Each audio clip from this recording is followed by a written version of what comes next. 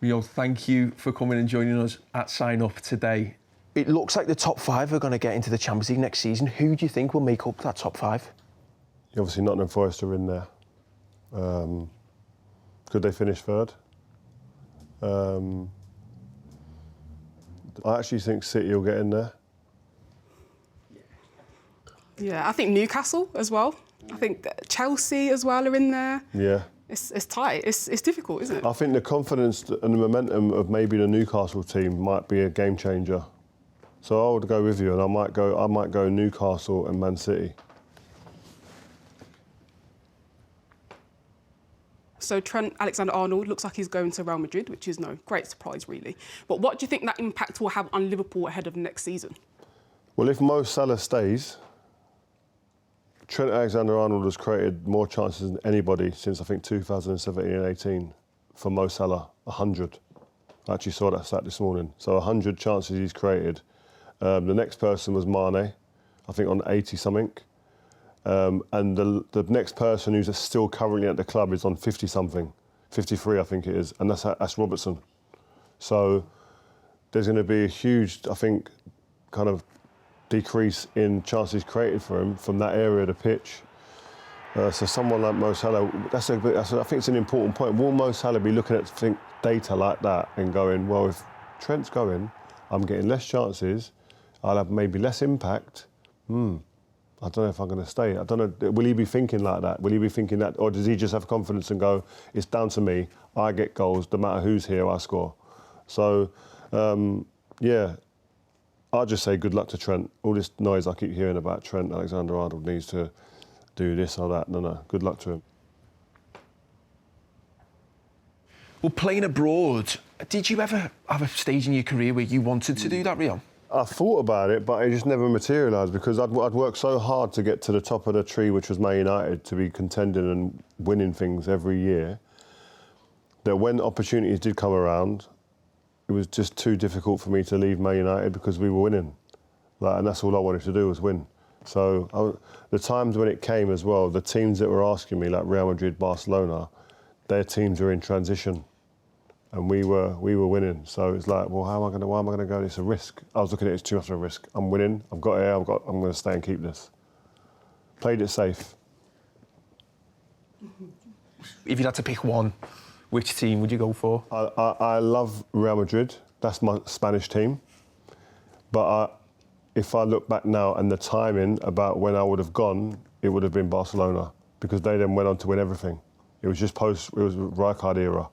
So just as he was the last season, if you join then, like PK joined that season then, PK won everything. I mean.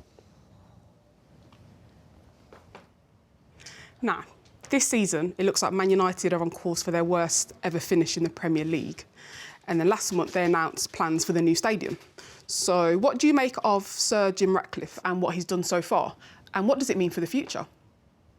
I think Sir Jim Ratcliffe, I think he's initially, I think it was like a breath of fresh air. He's coming in. I think there was a lot of kind of unrest in the fan base about the Glazers and the way that they've run the club.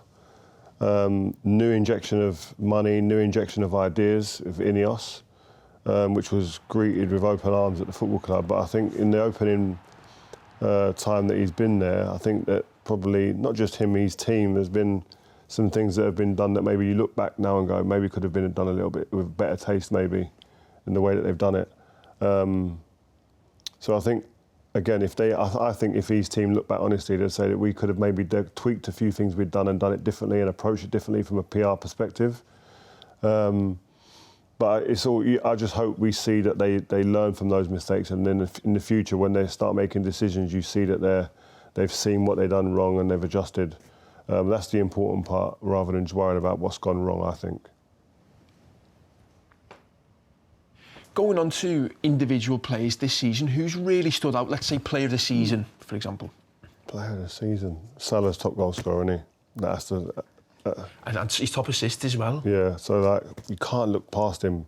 To be top assist and top goal scorer, the last person who done that, I think, was Thierry Henry. And look at him. Like, I don't think you can look past Mo Salah, I've got to be honest. What about young player of the season? Morgan Rogers, I like, at Aston Villa.